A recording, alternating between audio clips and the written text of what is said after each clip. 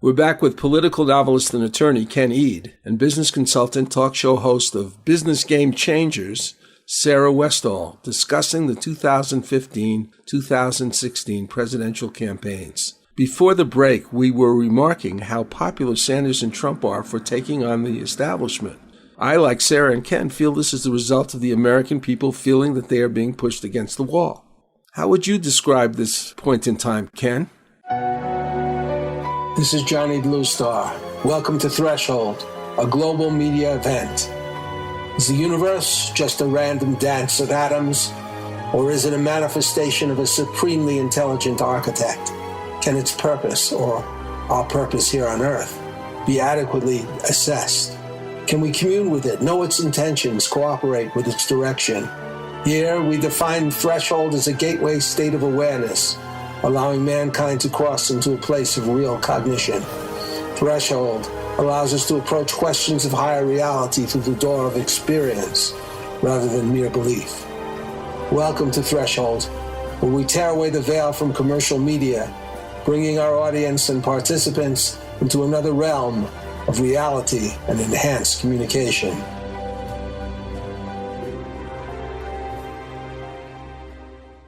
When you come to a point like that in big societies, big governments, like the United States, revolution is what happens. Revolution is what will undo everything. When people think they're getting screwed, they don't take it anymore. And that's what's going to happen if we don't do something. Well, and there's a lot of people that are unhappy with where it's going, and people on all sides of the spectrum, as far as they just want things to be fair. They don't want the fraud. They want, people who are in the free market, more libertarian view sense, they don't like the fraud either. People who are more socialists, who want government, they don't want the fraud either. Nobody wants the fraud and the controls that are in place. They want innovation. They want people to be able to, they want human beings and our things. We want to be able to evolve and to be able to take hold of all this new stuff that's coming out, and we're being held back because of the fraud and the corruption.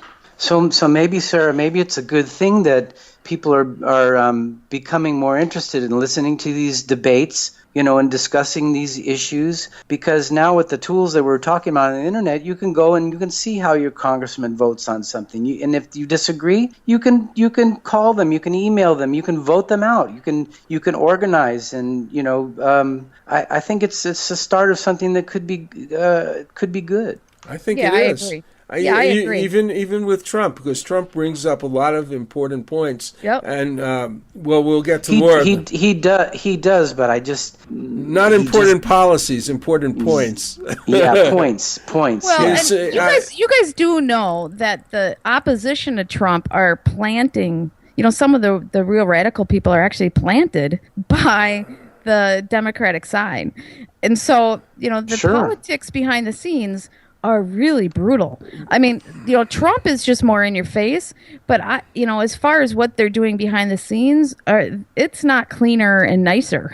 No, it's not. And and if you listen to someone who I really respect, like Jimmy Carter, he says, if you listen to Governor Lindsay, he says, well, between Trump and Cruz, it's like, what would you rather do, be shot or take poison? Well, I heard I heard somebody have posted, what STD would you rather have? Exactly. But if you listen to someone like Carter, who says, well, Cruz was really too extreme, so I'd take Trump. If you listen to someone like that, who has a head on his shoulders and knows what he's talking about, and who's been in the trenches and who's had, the whole system against him and had to rail against it, it's quite a thing. But I mean, the guy is just too game show host for me. He doesn't sound like a president. I think a president really doesn't do everything himself. Has a whole team of people that does everything, but he's the spokesman. He has to sound like a president. He's the one that goes and talks to the kings and the queens and the prime ministers of other countries. He can't be telling people, to their face that they're a bunch of assholes and we're going to keep a wall against them or whatever. He can't He can't go do tea time with the queen, behaving like that. No, he can't. He can't, and he's got to go talk to the king of Saudi Arabia, we know there's a whole bunch of stuff going on behind the scenes, and you can't be telling him like it is to his face, because it's just not going to work in the rule of international relations. I mean, well, yeah. Unless he wants to bring the army with him everywhere he goes. I listened to his daughter talk. She's doing a lot of his campaign management, and she's very articulate and she's very good. And she'll probably be in his cabinet. Well, yeah, who knows? But I was really surprised. When you listen to his children talk and you listen to the people around him, they're really level-headed. So you wonder. And then somebody was trying to dig up trash on him, and they can't find much trash on him. They were trying to. I know, but it's Sarah when you're all talking. You have to do is listen to him, and you get. No. I agree. But my point is they tried to, like, all the people he went to high school with and stuff. Everyone said positive things about him, like he was a good guy. And so you wonder, what the heck? And then he just doesn't know what he's talking about. I mean, he's talking about putting nuclear weapons on in the Southeast Asian islands. I mean, it's crazy. In Japan. It's crazy. It's crazy. A lot of that is. But but when you look at what some of these other campaigns are doing behind the scenes, it's just as bad. It's just not. It's always been. Yeah, they're hiding it. They're sneaky about it. Yes, and so that's what you have to realize, that okay, this is the only person I think, and I don't agree with his policies at all. The only person I think that's actually a good guy is Bernie Sanders. Yes. But I don't know if I agree with. I don't think he has the business, background. I'm a business person, right? And I see that you have to. I mean, when you're talking about $1 trillion budget and you're running a country, you have to be able to understand those elements. So I don't think he has that. However, he is very sincere and a good person, and maybe that's what you look for. I don't know. But he's been in government, But I agree. I think that government needs more of a business approach. I don't think there's anyone in our national government, in the top of tiers of it anyway, who really can do any of that. I think they're all serving their own interests. I mean, basically. So yeah, we need more people like that. We really do. Instead of having, I know there's attorneys out there listening to the show, but you can't just have attorneys running our country. You have to have people from the business sectors. Yeah, we don't use the correct side of our brain. The thing is, I can't balance a checkbook. I'm an attorney, but I can't balance a checkbook. We need accountants in there, man. You got to get those accountants in there. Well, I'd like to turn to an aspect of things that is directly connected with business, which is trade agreements. I think it's true that where Sanders and Trump both agree is that these trade agreements have been disastrous. I don't particularly feel like there's an easy answer, but let's just listen to what Perot said in 1992 when he brought this up before it became so obvious. The candidates will have an opportunity to make a closing statement. So, President Bush, I think you said it earlier, let's get it on. Let's go. And I think the first question is over here. Yes, I'd like to direct my question to Mr. Perot. What will you do as president to open foreign markets to fair competition from American business and to stop unfair competition here at home from foreign countries so that we can bring jobs back to the United States? That's right at the top of my agenda. We've shipped millions of jobs overseas, and we have a strange situation because we have a process in Washington where after you've served for a while, you cash in, become a foreign lobbyist, make $30,000 a month, then take a leave, work on presidential campaigns, make sure you got good contacts, and then go back out. Now, if you just want to get down to brass tacks, first thing you ought to do is get all these folks who've got these one-way trade agreements that we've negotiated over the years and say, fellas, we'll take the same deal we gave you. And they'll gridlock right at that point because, for example, we've got international competitors who simply could not unload their cars off the ships if they had to comply. You see, if it was a two-way street, just couldn't do it.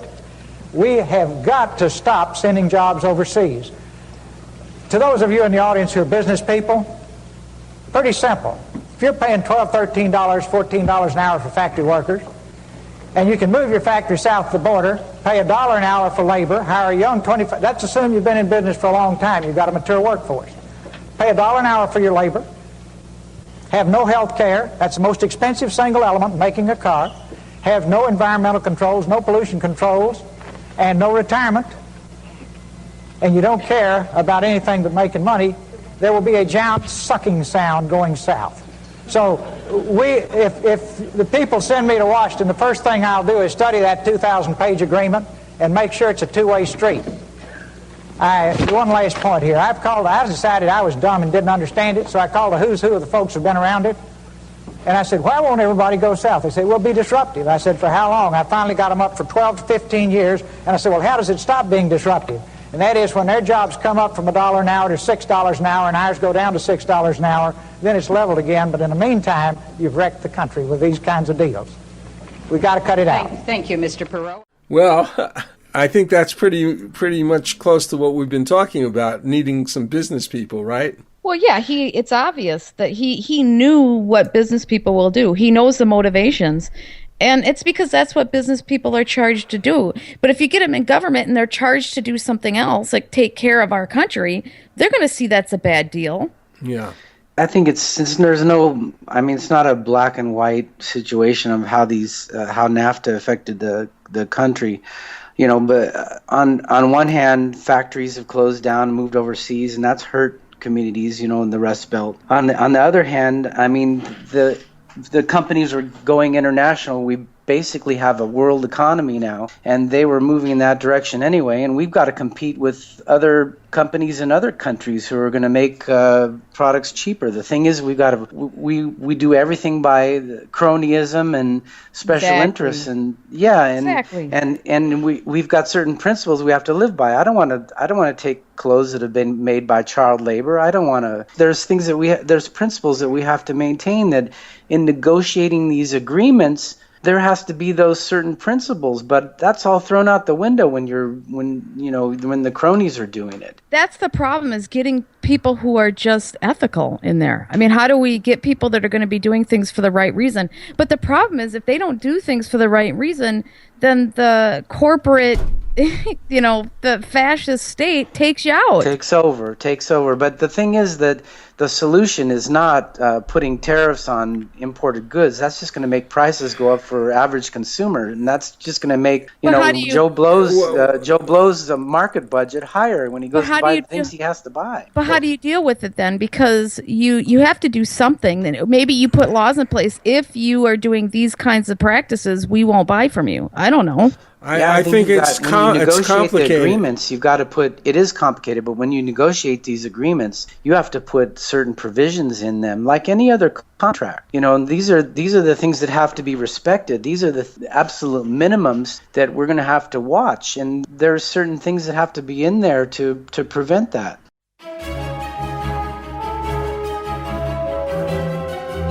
I've worked with Russian composer Edgar Aron for quite a few years, building an inventory of songs, many of which feature singer-performer Patricia Welch.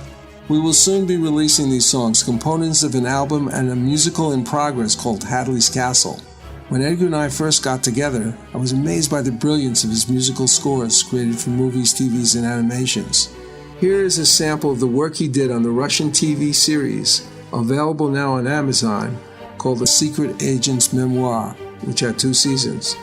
This score is called Escape and was created for the first season.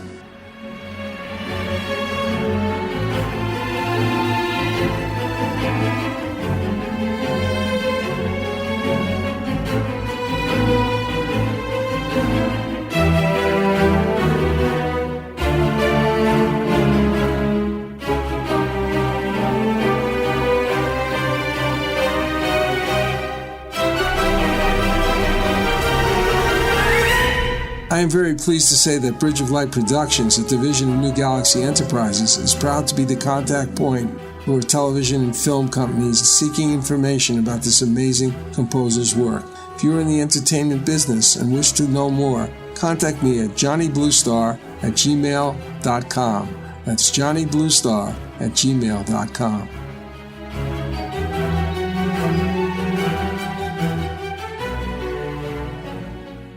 Back on Threshold with Ken Eade and Sarah Westall. Ken was saying how, in order to try and find some fairness in trade agreements, we need to put in place some criteria to prevent us from exploiting foreign labor. Well, I think you have to be concerned about these other countries. And maybe you have to protect yourself. Maybe you even have to do something like tariffs to some degree. But you have to be concerned about other countries just for the sake of caring about... Yeah, how are we going to do that, Johnny? Nobody really cares about anyone but themselves, basically. I mean, we are part of a unit, a local unit in our local area, right? And then we're part of a national unit in our national area. But what do we really know or care about other countries? We really don't. So we have to really care about the principle. You're not really speaking about yourself, though. No, of course not. I'm just talking about people collectively as a whole. I mean, we're concerned about what we have to pay when we go to the grocery store, what we have to pay when we go to buy a car. You know, it's important. That's number one, because we have to take care of our families. But there's certain principles that we have to remember and adhere to. And I think if we keep those in mind, the people that negotiate these agreements have to do that in our name. And they're not doing that. Well, I think actually, you need, in this case, a kind of more global paradigm in order to really solve some of these problems. Because right now, for instance, we're having all these currency wars. Okay. And so we're, for one thing, like we're inflating our money. The government is inflating our money so that they can pay down their debt much easier, which is one of the reasons you allow inflation to take place. You want to control it. Of course, it can affect eventually the domestic situation radically. It's very complicated, but the point is, it is because everyone's thinking of themselves, and it's because what we have in the various countries are people who are in charge who are very much like the people in our country who are in charge. They're thinking of themselves first. But, exactly. But I do want to play something by Trump on that parallels Perot to show that Trump really is dealing with a problem, if not any kind of solution. So can I play this? Yeah. All this free trade, you know what? It's free trade for them, not free trade for us. We're losing our shirts. And I think free trade's fine. But the leaders of these other countries, whether it's China, $500 billion a year trade deficit with China. What the hell good is that for us? Where does it help us? So you have China, you have Japan, where the cars come in by the hundreds of thousands. They pour off the boats. It's like Mark is driving the car. I've never seen, they come off, you wouldn't drive them. It's too reckless. They come off these boats going like 40 or 50 miles an hour. It's like the Long Island Turnpike or Long Island Expressway. They come pouring off the boats, one after another, and we send them like nothing. We send them nothing. And by comparison, nothing. We have to make smart deals. We can no longer, we're losing. You look at our deficits, you look at our budget, you look at what's going on with this country. We're losing our jobs, and the politicians don't tell you that. I actually think a lot of them don't know. Most of them that do know, they're controlled by special interests that own companies in other countries. They're even controlled by other countries. Countries have lobbyists also. They have lobbyists, they have their donors. It's absolutely crazy what's going on with our country. And, when you stand up and say, we're going to charge a tax, as an example carrier. So they announced 2 weeks ago, the guy standing is some management person. I don't think it was even the top guy. And he let 1,400 great people, and they had the cell phone going. Great people let go. And I said, boy, that's sad. I'm watching it on television. I'm saying, that's sad. Now, folks, I was really a good student at the greatest school, the Wharton School of Finance, and you don't have to go to Wharton. You don't have to go to school. How does it help us to have Carrier go to Mexico, make their air conditioning units in Mexico, let go all of these people, great jobs, they've been there for many, many years, they're great people, beautiful units outside, great people, great stuff. I'm not buying it anymore. I'm not buying Carrier anymore. So they go to Mexico, and by the way, some countries that have pride, they don't buy like products if they're made in America. They want them built in their country, made. Remember, we used to have made in the USA, right? When was the last time you've seen it? You don't see that anymore. I just think that what I hear him saying is, he's criticizing these other countries. And it is really our fault because we don't have people like that, like he's talking about. These deals were not made. It's almost, I don't want to. They're smarter than we are. They made a good deal and we didn't. I don't necessarily. I almost think there's something else. Or a good product. Well, a product it's a good point. It's a good product at the price that we want to pay. At a price that we want to pay. But we cannot compete with people that are paying slave wages. Not on certain products. No, you're right. On high tech stuff, it's a different ball game. Yep. Because they have to pay their people a lot too. Because once you start having competition when it comes to higher level thinking and things, and that's probably our thing is that we have to just realize that we're in a different market. We're not going to be able to. Market. We cannot compete at the low price, low quality, products anymore. We just are. We're priced out of that market. And so we have to realize that we're not in that market anymore, and we have to revamp our manufacturing base to be in a different marketing sector. And not only that, we have to revamp our education system to give the people the skills they need. I mean, basically, you can't come out of high school and get a good job anymore. I mean, we've got to rethink that because we've got to put these people in the position where they can get those tech jobs. Yeah, but how do we deal with the fact that there's going to be a certain percentage of people that might not be able to fit that type of work? I mean, we do have some serious issues. We do, absolutely. And I think that in certain cases, we do need to protect, our goods. Maybe it's in the area of manufacturing clothes. Maybe we do have, because a lot of the manufacturing of clothes is using slave labor throughout the world. Maybe it is, and perhaps it can be done a lot cheaper than it's being done domestically. But I mean, it comes to free market again and pricing and that's why clothes are coming from China. I mean, but this is where paradigm changes happen. Okay, 3D printing and different types of manufacturing. Yeah. I mean, if we could we can start automating our manufacturing and reducing because where a lot of the expenses coming in from China or Taiwan or whatever is the shipping. And so now if we can change our distribution channels and we can save costs on shipping and we can save costs on manufacturing, now you're just spending money on design and some of the service stuff, but then we have close range distribution and it ends up being price competitive at that point. I mean, this is where we have to rethink how we do so. We have to use our technology and our innovation to rethink how our distribution channels work so that we can save that money. Plus, people can get things quicker. They can get it, they can have the options to customize. I mean, sure, there's going to be certain products I don't care about customizing. I just want them as cheap as I could possibly get them. And there's going to be a difference. No, but that's a very wise comment, sir. I think that has to be done. Well, yeah. For a second, let's hear just what Sanders has to say since we heard from the other guys. Senator Sanders, I just want to show the audience, you sent a tweet. I want to return to trade. You sent a tweet on Thursday. This is the tweet. I'm showing it to the viewers. It said, "The people of Detroit know the real cost of Hillary Clinton's free trade policies." It shows pictures of crumbling buildings. It seems like you're blaming her for the situation in Detroit. I am blaming the trade policies. This is an amazing thing, which I didn't know until recently. And I wonder how many people did know this. But you're calling them Hillary Clinton's free trade policies. Well, Hillary Clinton and everybody else who supported these trade policies, she wasn't alone. We had many, many Republicans and far too many Democrats who supported these disastrous trade policies. Do you know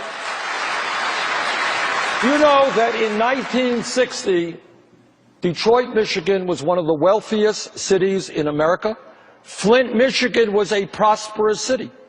But then what happened is corporate America said, why do I want to pay somebody in Michigan a living wage when I could pay slave wages in Mexico or China? We're going to shut down. We're going to move abroad. We're going to bring those products back into this country.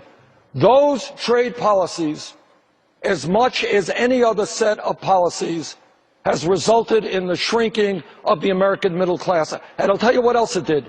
It's not only job loss by the millions. It is the race to the bottom, so that new jobs in manufacturing, in some cases today, pay 50% less than they did 20 years ago. How stupid is that trade policy? Well, Interesting. It's just, I think, oversimplifying the issue. I mean, he's got a point, but just like Donald on the one side is saying made in the USA, made in the USA, I think, what Sarah was talking about is that we have to realize we're in a world economy, that we are competing with other countries in the world that are producing things, and we have different ability to get in there and compete where the products are coming, where they're going to be coming from. And we have an advantage there, and we have to take advantage of that. And nobody's talking about that. They're just talking about, minimum wages and made in the USA, and it's out of touch with the economic reality of the world economy. Well, here's something. I go into a local supermarket here, and I see all these, these places where cashiers would normally operate. And then I see a self-service section, and there are at least 10 of these cashier units, right? Mm-hmm. And 9 of them are usually empty because they're using the automation. They're encouraging people for the automation so they can make more money and not have to pay these workers. So when you come up with a solution that involves more automation, you also have to come up with a solution that includes people getting paid for something. So you have a lot of... jobs are going to change, Johnny. Right. Yeah, see, I don't know. The jobs go into making the automation and distributing the automation versus, being a cashier. It's a runaway train. We're not going to stop it. We have to learn how to deal with it. Jobs are going to change. The way that people make money is going to change. But, I mean, the consumers are going to have to pay for everything anyway, so we're all going to have to accommodate each other in the system. But things are going to have to change. Some people have said that these trade agreements are deliberate, that they were deliberately downsizing the American economy so that they could have more of a global economy, and so these multinationals could work more efficiently for their own good. That's no conspiracy theory for me. But there's no. I'm just bringing it up. But there's no doubt that international corporations want that. They don't. They want to pay less money for production, of course. There's absolutely no doubt that that's going on to a certain degree because it's not even conspiracy theory. It's obvious because they're business people. They want to be able to serve the world because there's more of a market, and they want to be able to get the highest quality at the lowest prices. Period. Mm-hmm. And if they can't get it in the United States, they're going to go somewhere else. And they don't see themselves as a citizen of the United States. They see themselves as a citizen of something else. I don't know, the world. And they don't really care about. I'm just being honest. They don't care. The problem is that these kinds of solutions also cut down on the ability of people to pay for products. Absolutely. And so I think that the middle class is pretty important. I think that what's happening here is that you have people who are so engrossed with their own sort of needs as corporation, as multinational, whatever. They don't look at the whole picture.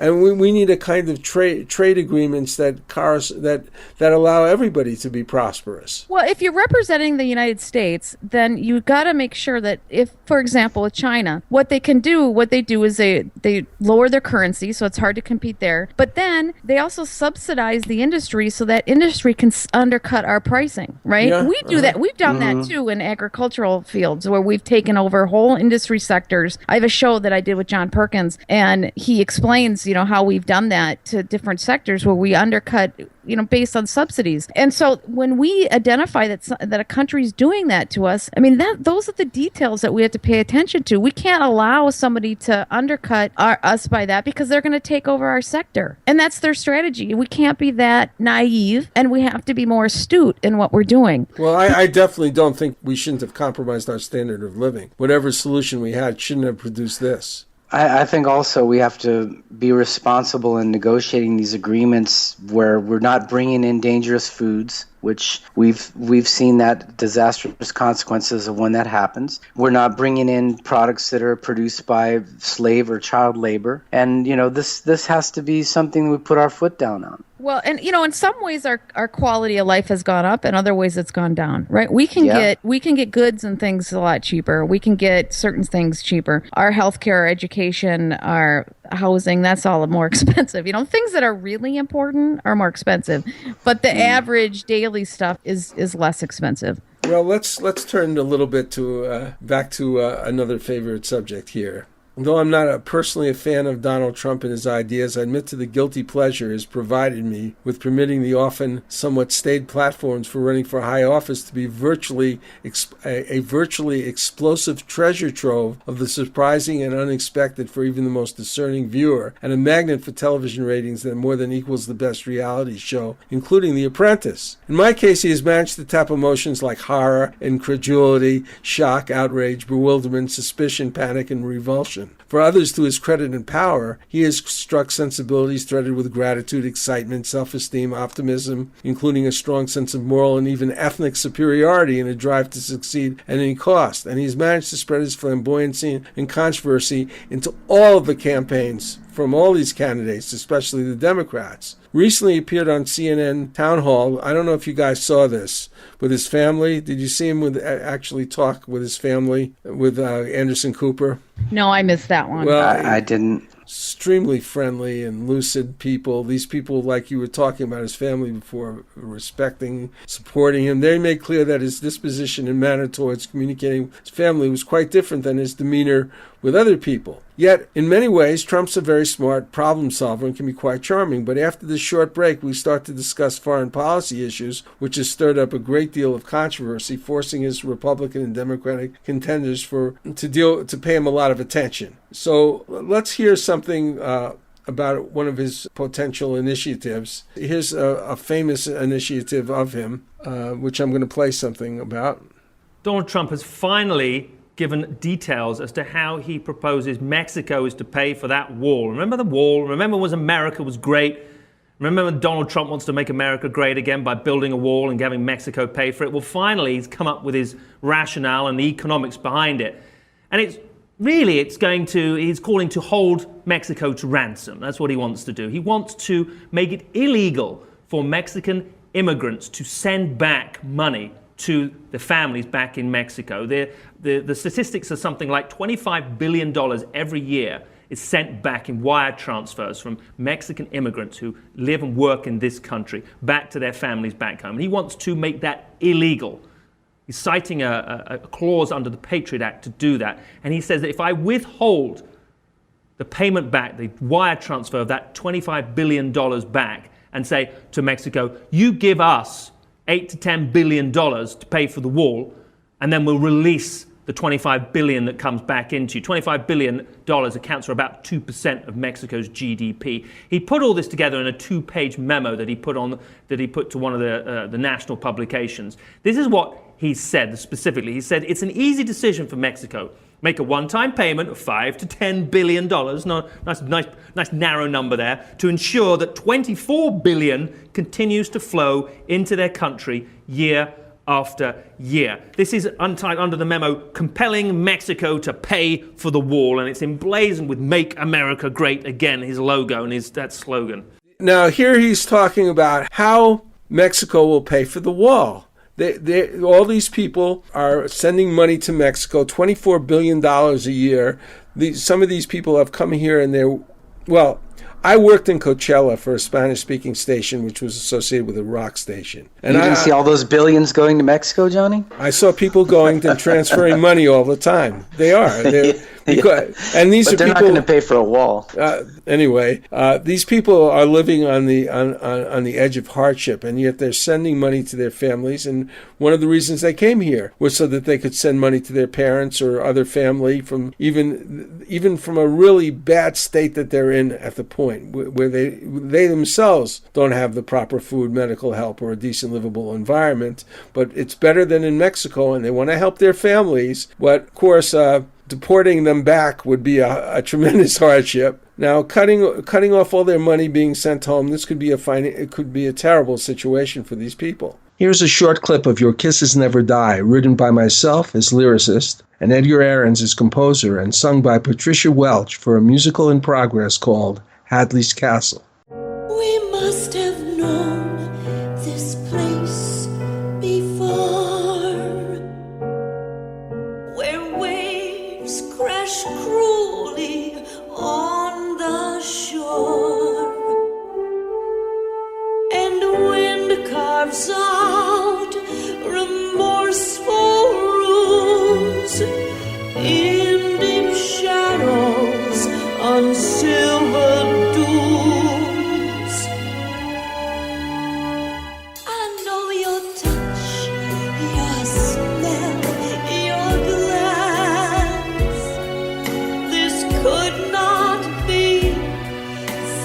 trick of chance, we whirl around this windswept beach, entranced by love beyond our reach.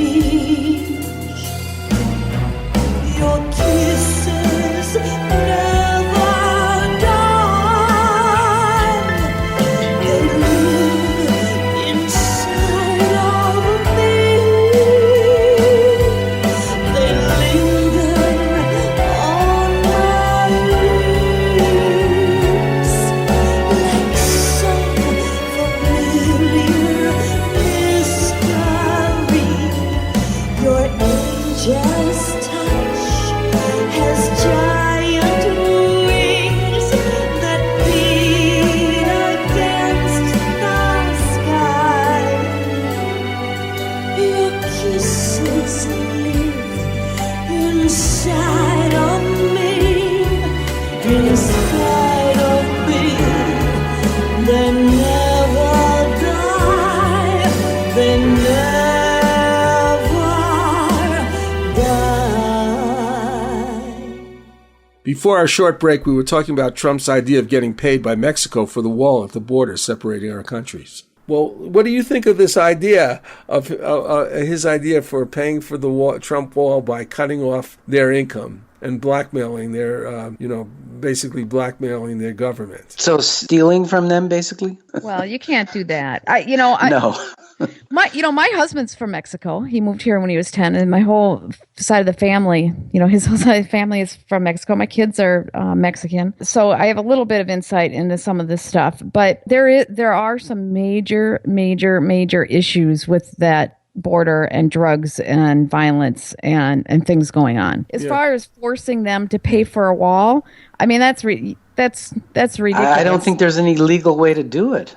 There are, as my husband says, there are some back-end ways that you could get them to do it. They're just not going to ever legally. do it. Well, no, but you're never going, you could do it in some trade agreements and stuff, but they're never going to do it openly in public because they're going to say, nobody's going to admit to doing, it's ridiculous. I don't even know what he's trying to get. It's some marketing tactic he's trying to do. Or he's just absolutely doesn't care about other people. I don't know if that's possible because he's a very good family man. Yeah, well, when it came to the Muslims, he cares about his family then, but he doesn't. I mean, the way he talks about the Mexicans and the Muslims, it doesn't sound like he cares for anyone other than the WASP America. Well, when he was talking about the Muslims originally, he was saying that we needed to let them in because it's a humanitarian crisis. And then he got slammed for it and so forth. And then he came back and said, well, we need to, figure out the situation first before you let people in. Yeah. And so, so he's shifted based on what the politics of the day was, but everybody does. Well, I want to go back to the border closing. It's not an exclusive property of Donald Trump. I've just watched a video from the National Association of Border Patrol Officers. In it, Zach Taylor, the chairman of this organization, whose acronym is NABPRO, it's NABPO, and it's designated, and he's also their designated border security expert, describes how much of the border is technically federal lands and how the Border Patrol is prohibited from securing these areas, leaving wide open corridors for criminals involved in drugs and illegal alien smuggling to operate. 62% of this land at the border has unfettered access to private and state property.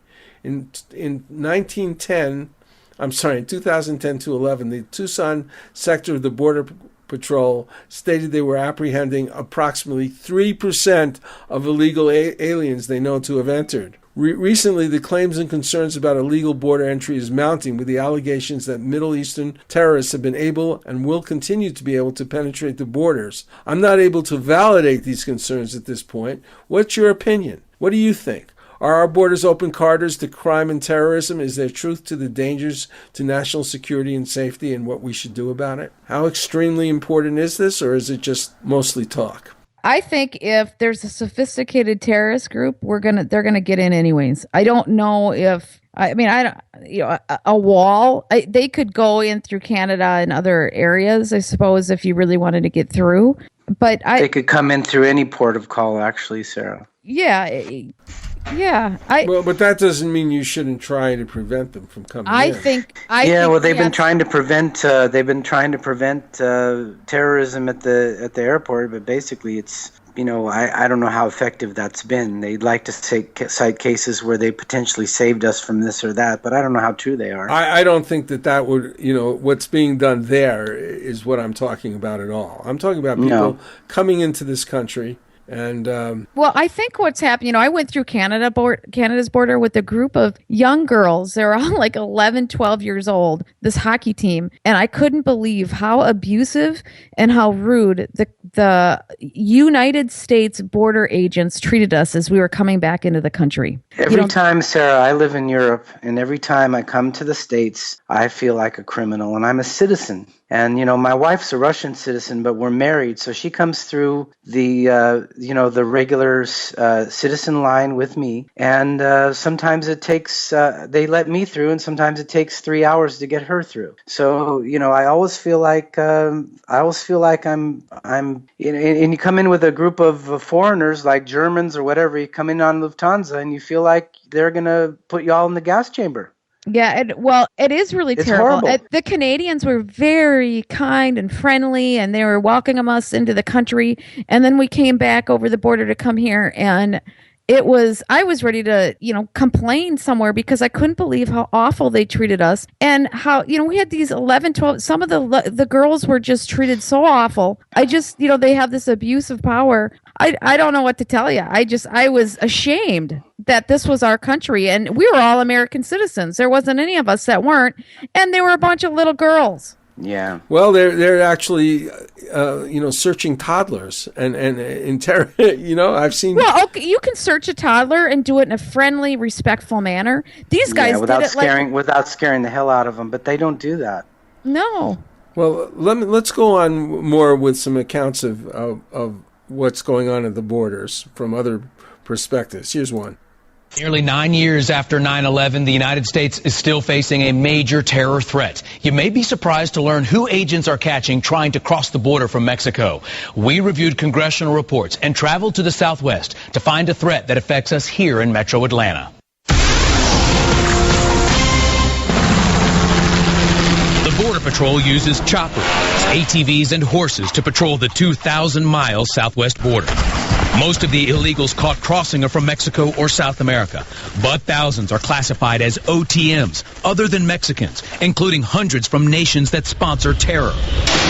These are the records we obtained at this federal detention center near Phoenix, Arizona. We found illegals from Afghanistan, Egypt, Iran, Iraq, Pakistan, Sudan, and Yemen in custody. We have left the back door to the United States open. Former Arizona Congressman J.D. Hayworth has seen the intelligence reports. And we have to understand that there are people who definitely mean to do us harm who have crossed that border. This Arizona rancher doesn't want to be identified because he fears the Mexican cartels who smuggle drugs and people near his property. This Muslim prayer rug was found on his ranch. It's just one more indicator that there's a whole lot more than just a few poor Mexicans coming into the United States. There's more. This congressional report on border threats confirms members of Hezbollah have crossed the southwest border. It also contains photos of military jackets found on the border. The Arab insignia reads, "Martyr, way to eternal life." The other depicts a plane crashing into the Twin Towers. I mean, there's no doubt that there's a multitude of problems, but I'm not sure that raising a panic level is going to solve any of those problems. I do think that we need to really carefully vet who comes into this country. And I agree. And the way that we're doing it, at airports and so forth is kind of absurd. But I do think there needs to be a way to do this. And we're probably going to need a lot more people to do it if we're going to do it properly. If we're going to have people coming over, I am completely against banning Muslims or something like that. But I'm not against careful vetting of people. And there's some people that we can't vet. We won't be able to vet them, and we're going to have to keep them out. Maybe have them in safe zones somewhere, or do something to help them. But we don't have the right to just have an open situation. And I am totally against deporting these people, but I am totally against just keeping these open borders this way. Now, here's another example of something that's amazing. Later in 2014, the last thing I played you was about 2010. where he was talking about the Twin Towers and people coming in from all these different countries. Later in 2010, a massive number of children without their parents were let into this country, taking up allegedly a great deal of time away from border guards directing the border. Further, there are claims that there are terrorists, perhaps connected with ISIS, making deals with drug cartels to get into the United States. Terrorists and drug cartels. In this clip from Charles Walton, he discusses the 2014 projections and that say that maybe as much as 60 to 80,000 people could come across the border. Because of this, these agents are, they're changing the diapers, they're feeding kids, and they're doing all these things, and they can't keep up with it, and then they're having to deal with the disease and the scabies and all this stuff. So they can't patrol our borders properly. And so that leaves the door open to terrorists coming in, drug cartel, drugs, you name it. It just opens a door for opportunity for this to go on. And now there's a new border risk. Apparently ISIS, the horrible terrorist group that we know is, heading towards Baghdad and just killing all these innocent people and rob bank for something like $400 and something million. I mean, this crazy terrorist evil group that even Al Qaeda says is evil considered by them. This is how bad they are. Well, now apparently this horrible ISIS terrorist group has ties to Mexican drug lords. So think about that. Is this some big plan? I don't know. I mean. This is Johnny Bluestar. I've worked as a lyricist with Patricia Welch for over 5 years, along with Russian composer Edgar Ahrens, a friend and colleague. Her ability as a singer is simply amazing. She brings a unique and dramatic flair to every song she sings. Over the next few months, we shall be releasing a number of these songs, part of an album called Hadley's Castle. Meanwhile, Patricia has been busy creating a super enjoyable collection of classic standards in an exciting 46-song, 3-CD collection. Music for great entertaining introduces Cocktails, Dinner, and Dessert with Patricia Welch. 3 hours of continuous music. 46 of the all-time classic standards, spanning decades of hit songs.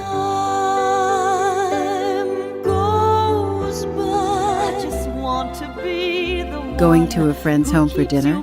Cocktails, Dinner, and Dessert with Patricia also makes the perfect hostess gift. This 3-CD compilation is the perfect background music that sets just the right mood for any dinner party. I'm crazy for feeling so lonely. There was a boy, a very strange, enchanted boy.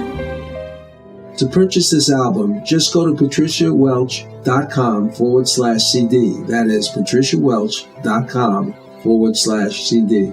You won't be disappointed.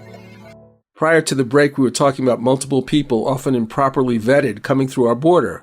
What do you think of that? I just don't know. If you're talking about ISIS, they're pretty organized. They've got money. They don't need to sneak someone across the border. They could follow the proper channels and smuggle people in to have legitimate papers. I mean, that's basically how the 9/11 terrorists got in. And like Sarah said, if they're going to get in, they're going to get in. There's nothing we can do about it. We can be more vigilant about keeping, the bad people out. But if they're terribly organized like ISIS is, there's going to be a way to do it. I saw an interesting account by the person who handled a lot of these terrorists, who was the visa agency in this Middle Eastern country. And what he said is that these people were let in. He wasn't allowed to really vet them properly. They were just pushed in.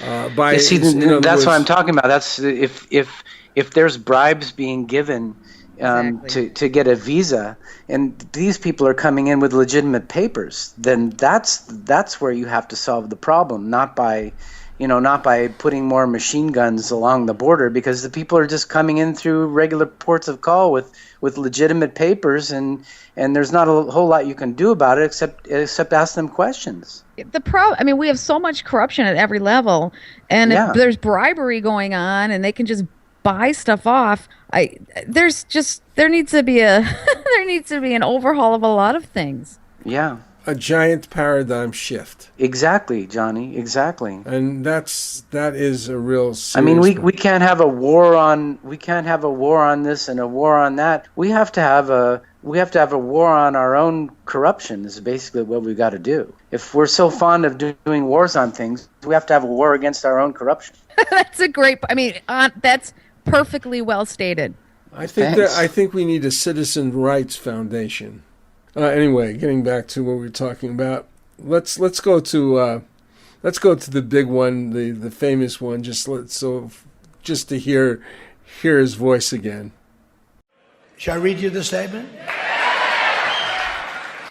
Donald J. Trump is calling for a total and complete shutdown of Muslims entering the United States until our country's representatives can figure out what the hell is going on.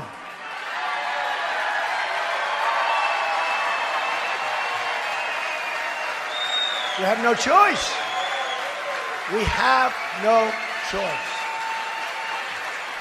Mr. Trump stated, without looking at the various polling data, it's obvious to anybody the hatred is beyond comprehension of such a big portion. Where the hatred comes from and why, we will have to determine. We're going to have to figure it out. We have to figure it out. We can't live like this. It's going to get worse and worse. You're going to have more World Trade Centers. It's going to get worse and worse, folks. We can be politically correct and we can be stupid, but it's going to get worse and worse. Folks, those days are over. Those days are over. We have to be tough. We have to be smart. We have to be vigilant. Yes, we have to look at mosques, and we have to respect mosques. But yes, we have to look at mosques. We have no choice. We have to see what's happening. Because something is happening in there. Man, there's anger. There's anger. And we have to know about it. We can't be these people that are sitting back like in the World Trade Center, like so many different things. We can't be people that knew what was going on 2 weeks ago in California. Probably for months they knew what was going on, and they didn't want to tell anybody. We can't be that. We have to be strong. When we see violations, you have to report those violations, and quickly. You don't worry about profiling. I promise I will defend you from profiling. I promise. I have chosen to end this program with this last quote from Trump.